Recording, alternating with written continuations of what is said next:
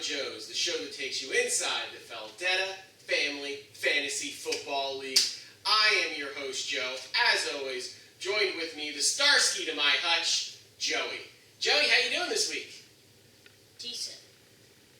Let's go. All right. So we'll get right into our action this week from Week 3, and we'll take a look at the Week 3 scoreboard. The Pawnee Drunken Sap... Hey, what happened to the old format? We listen to our fans, and our fans say that the show is better when there is less of the show. Well, dang it, I'm the other part of the fan base, and I say that you're wrong. And if you go back to the other way, then the other side will say that you're wrong. But actually, I'm right. So do what I say, and not what they say. Okay? No. We have a sub count of 4 people. The only people that watch this show are my parents, your grandparents, and immediate family, and the commissioner of our league and my father, your grandfather, both said, show's okay, but it's a little long. So in the instance of making it a little shorter, we've changed the scoreboard.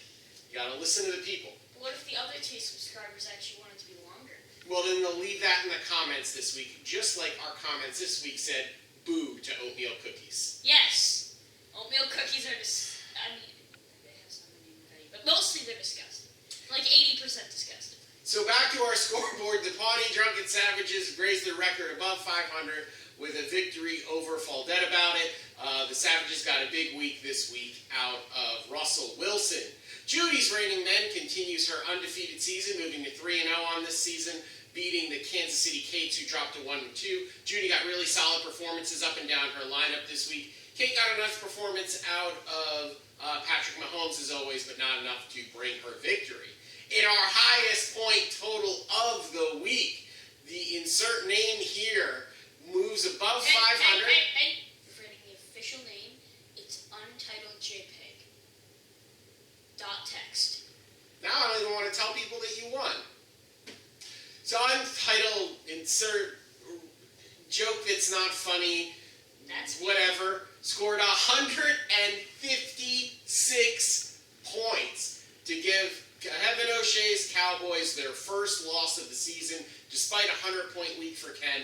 Not enough to overcome your team's massive performance. Wait. I got the most points this week. Most points. Bow down to me, fools! For this week, and this week alone, I rule all of you. Apparently. Only in fantasy football. It's really nothing. I find your English accent both bad and offensive. You had a big week out of both your running backs this week. Both Mark Ingram and Christian McCaffrey put up huge numbers for you.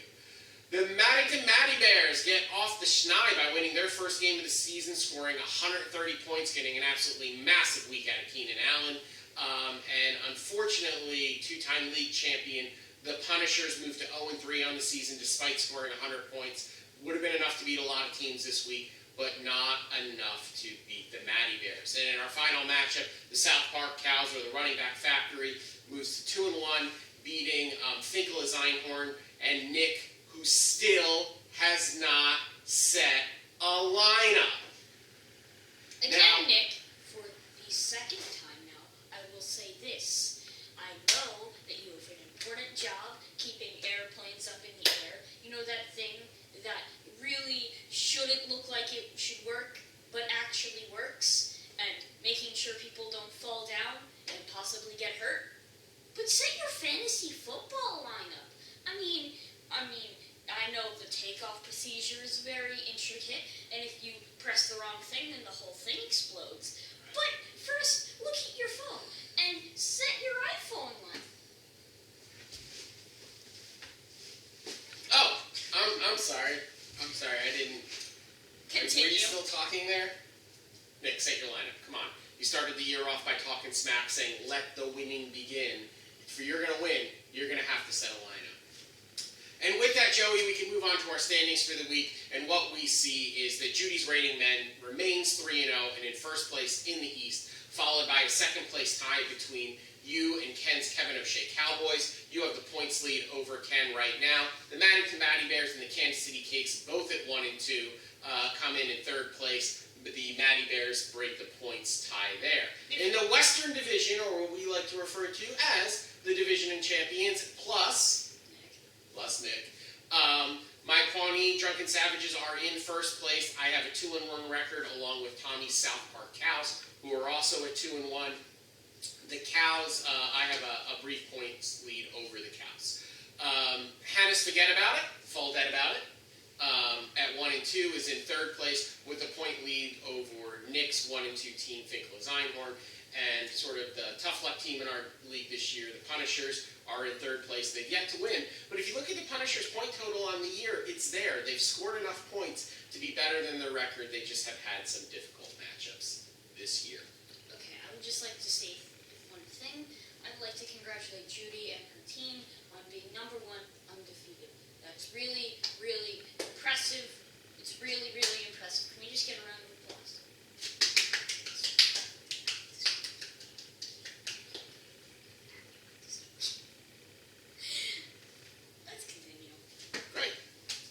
For our interview this week, and our interview this week is none other with League's original champion, the team that is also tied for first place, Cows. Tommy, how you doing? Doing pretty good, guys. Thanks for having me. Well, we're happy to have you on the show. Tommy, you're tied for first place with our team. Congratulations on a good season so far. You're 2-1. What do you like about your team? I like the running backs. I got to be honest with you. I got lots of running backs. It really does help to have every running back. Oh, every single one. No one gets anything. Yeah, we refer to your team as the running back factory, of course. Tommy, you're also riding Tom Brady at quarterback this year. So far, Brady's been great for you. Are you concerned at all with them letting go of Antonio Brown, that maybe Brady's production will dip? No, I think that Tom Brady, you know how New England runs its offense. They kind of pick somebody and throw it to that week. So them losing Antonio Brown really doesn't bother me. If anything, I'd be worried about the fact that Julian Edelman is also out. Yeah, once pretty deep receiving core for Brady's getting thinned out a little bit. Tommy, this week you're going to play my team, the Pawnee Drunken Savages. You're playing it with Le'Veon Bell on his bye week. Are you concerned at all on how you're going to fill in for Le'Veon Bell? Not particularly. Like I said, I have lots of running backs. I will put a new person in that position. I do have, I think Hickson's on my bench. I'll probably slide him into that flex position. And Tommy, I think really the thing that everyone wants to know about right now, you lost last week, your only loss of the season to the Kansas City Cakes. For whatever reason, you always seem to lose to Katie. Do you throw the games for the cookies? I don't know. The cookies are pretty good, but I mean, I can't, in good faith of the league, not set a full lineup and play to my best. But that's just a theory. A game theory. Thanks for watching. And don't cut, because we have to go on time. So, there was a lot of discussion last week on what was the appropriate cookie for Katie to bake for you. She decided to go with a chocolate chip. How do you feel about that cookie? Chocolate chip is a classic cookie. Who could be disappointed with a classic cookie like the chocolate chip, really? Although, to be fair, oatmeal raisin is a classic cookie, and no one likes oatmeal raisin. Not one person ever in the entire... Not one person ever. Not one person. Do you want to weigh in on the oatmeal raisin debate? I think if Katie makes the cookie, I'd probably taste the oatmeal raisin. I don't know if it would be my favorite cookie, but I would definitely partake in at least one. All right.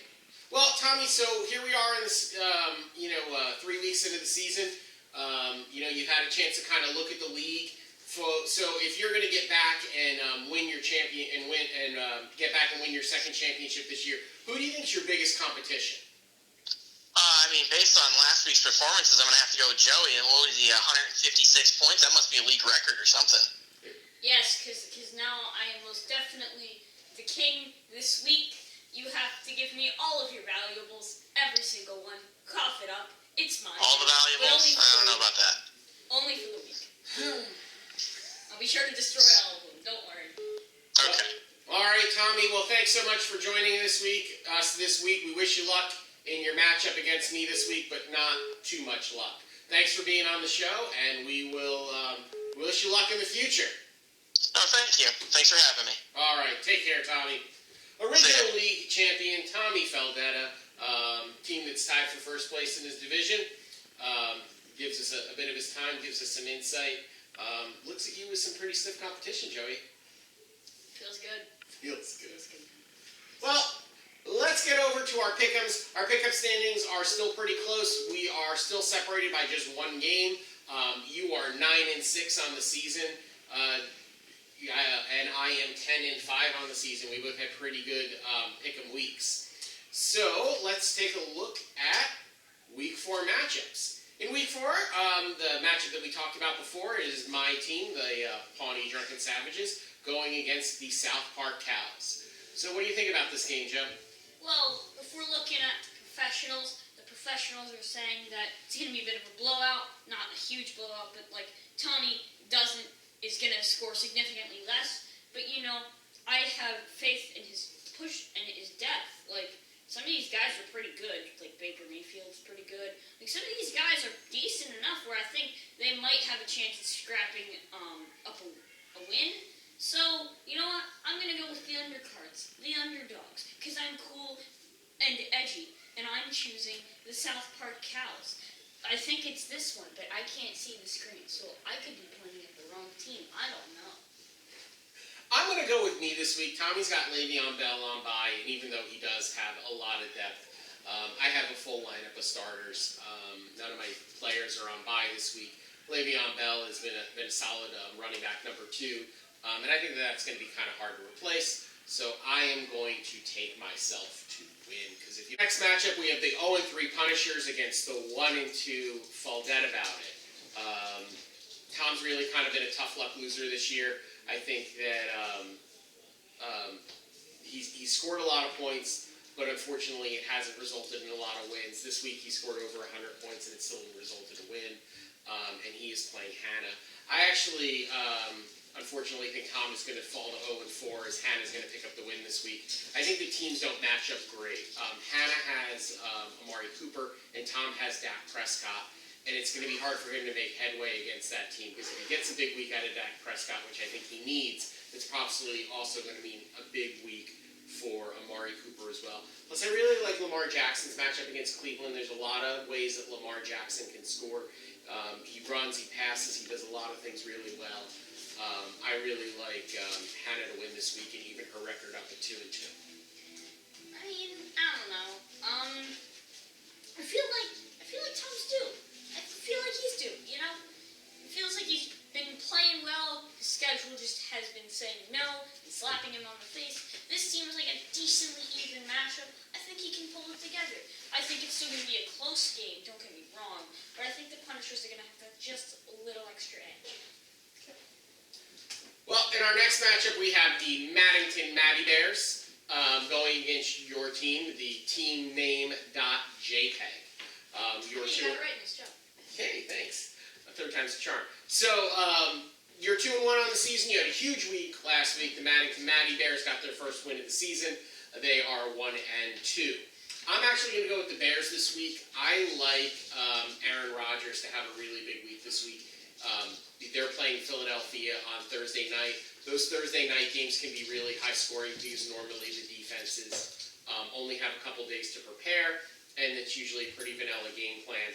Rodgers hasn't really had that huge week. I think he's kind of due for a really big week. Philadelphia's been facing a lot of injuries. I like Aaron Rodgers to have a big week and therefore carry the Maddington Matty Bears. All right, well, honestly, I can't agree with you. Just because, my team isn't consistent. I don't know, 1 second they're playing the best in their careers, the next they might get injured that game. It doesn't feel consistent. It doesn't feel like everyone on my team is a consistent player, except for some reason, DJ Shark, that one guy that I picked up at the last second just because of his name, has been scoring consistent 10 points. He's the only person who I can count on this entire team. I guess Watson, but you can count on every quarterback. Really, I don't feel like my team is consistent enough. And it seems like one of those weeks, people are not scoring high. I don't know names well. But really, I just think that the Maddington Matty Bears, they're just due. And also, Please stop. I'm starting to feel like you're in therapy. Okay, so our next matchup. You will not serve the masses! I suck. Twice in one show. Yeah, this is violent, gentlemen. Well, joke's on you. Good luck seeing over that table without the pillow. So Try me. Our next matchup is Judy's 3-0 Rating Men against Nick's 1-2 Finkel Einhorn. I mean, I don't really know what else to say about this game other than Nick has 3 players in his lineup that are not playing next week. He's got Saquon Barkley, who is injured, who's due for a 0. He still has Tyreek Hill in his lineup, who's been injured since week 1, who's due for a 0. And he's got George Kittle, who is on bye this week, who's due for a 0. Nick does not take players in and out of his lineup. With 3 zeros, there is no way he's going to beat what so far has been the best team in the league. I think Judy could start her bench this week and still win. Whoa, man. You gotta be less negative, bro. Everyone has similar teams. No one's team is better than the other. Don't look at the facts. Just anyone could win. And I like Nick's logo more, so he will probably end up winning. That's just my opinion. It's okay if you have a different one.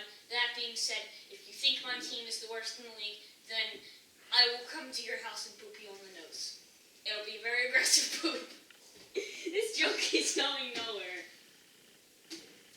Mercifully, our last matchup of the weekend is the Kansas City Kates at 1-2 against the Kevin O'Shea Cowboys, or what we like to say is K. Faldetta versus K. Faldetta.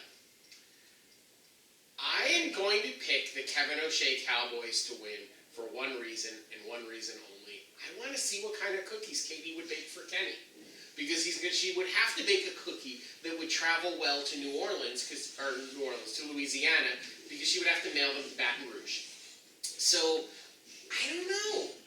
I mean, what travels well, I'm not sure, but I want to find out, and for that reason, and that reason only, I am picking Ken Faldetta and the Kevin O'Shea Cowboys. You see, I agree with you, but the possibility that Mom will pick oatmeal raisin just to spite me is too great, so I have to be on her side. I'm sorry. I want to see what cookie she would bake, but if it's oatmeal raisin, then my career is dead. Probably not. Whatever. Mom, because her logo's better, and also I don't want her to bake oatmeal raisin cookie. Well, Joe, and that brings us to the Judy Quality Award of the Week. And this week's Judy Quality team is none other than... me. Can you see that? Me. Is none other than him. I Look at him. don't have a joke. He's dressed like a mullet. He's business up top and party down below. You're wearing shorts and a golf shirt. When you need to quick change, you need to quick change, okay? If you're not going to bother to change your pants for the show, you should at least stay behind the table. Listen, okay? Joe, you are Judy Quality. Congratulations. It looks better than this. Why? What is this? What is this? That was a kid who loved football. That was a kid who loved the game. Who played for the love of the game, wearing none other than the great Dave Meggett's number 30. Well, I enjoy the game. Super Mario Odyssey, out now for Nintendo Switch. Buy it today. Hashtag sponsored. And that mercifully brings us to the end of the show. For Joey, I'm Joe, saying goodbye, I'm sorry, we'll try better next week. See you, everyone.